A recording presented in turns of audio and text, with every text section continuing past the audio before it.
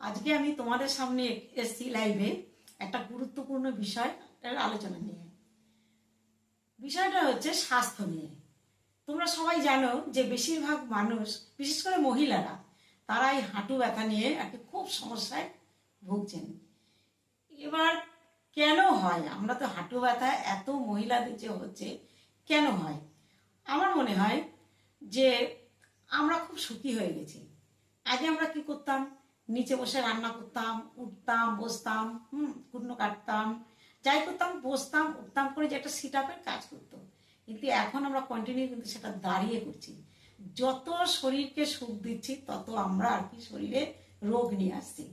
এবার আমরা যখন দাঁড়িয়ে আমরা কি করছি? কুটনো করছি দাঁড়িয়ে, রুটি করছি, মশলা করছি, বাসন মাজছি, রান্না করছি, সবই দাঁড়িয়ে। এই যে এতক্ষণ দাঁড়িয়ে দাঁড়িয়ে যে দু পায়ের ওপর ভর দিয়ে যে আমরা এই যে করছি, এটা কিন্তু শরীরের উপর সমস্ত শরীরের প্রেশারটা আমাদের দু পায়ের উপর এসে পড়ছে। এর জন্য কিন্তু এই যে এক অসুবিধা হচ্ছে, যন্ত্রণাটা বেশিরভাগ আর কি মহিলাদেরই হচ্ছে। তাও ঘরের মধ্যে বেশি সময় থাকছি, আমরা বাইরের যে হাওয়া বাতাস, এটা কিন্তু ঘরের ভেতর প্রবেশটা কম করে, বাইরে ঘোরাফেরাটাও আমরা আর কি কম করি। যে পরিমাণে খাবার খাই, পরিশ্রমটাও আমরা কম করি, যার জন্য কিন্তু এই ব্যথার সমস্যাটা মহিলারা আর কি বেশি ভুগছেন।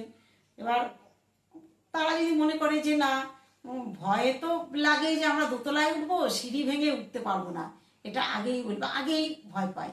কিন্তু সিঁড়ি বেয়ে উঠতে হবে প্রতিদিন। অন্তত পক্ষে বলা হয় যে 5টা কি 10টা ধাপ দিনের মধ্যে 15 বার কি 20 বার, এটা আর কি ওঠানামা করতে হয়। তাহলে কি সেই আমাদের হাঁটুতে যে পেশিটা থাকে সেটা কিন্তু ঠিক থাকে। কিন্তু সিঁড়ি ভাঙা প্রতিদিনের একটি অভ্যাসের মধ্যে রাখতে হবে। আর আমাদের সকালবেলা যদি আমরা পারি, কাজে কর্মের মধ্যে মহিলাদের হয় না, কিন্তু একটু হাঁটার অভ্যাস করতে হবে।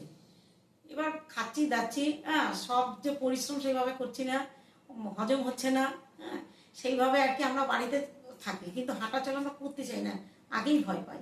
ডাক্তারও কিন্তু বলেন যে প্রতিদিন আর কি সকাল বিকেল, সকালে হোক বিকেলে হোক আর কি হাঁটবেন। যত হাঁটবেন তত আর কি শরীর ভালো থাকবে।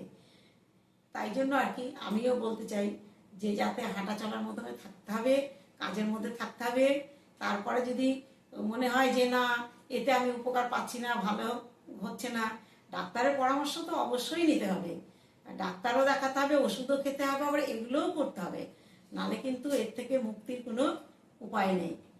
তাহলে এই পর্যন্ত আমি বললাম, তারপরে আবার আগামী দিনে আরও বলবো। তোমরা কীরকম আর কি সুফল পাও আমাকে জানিও।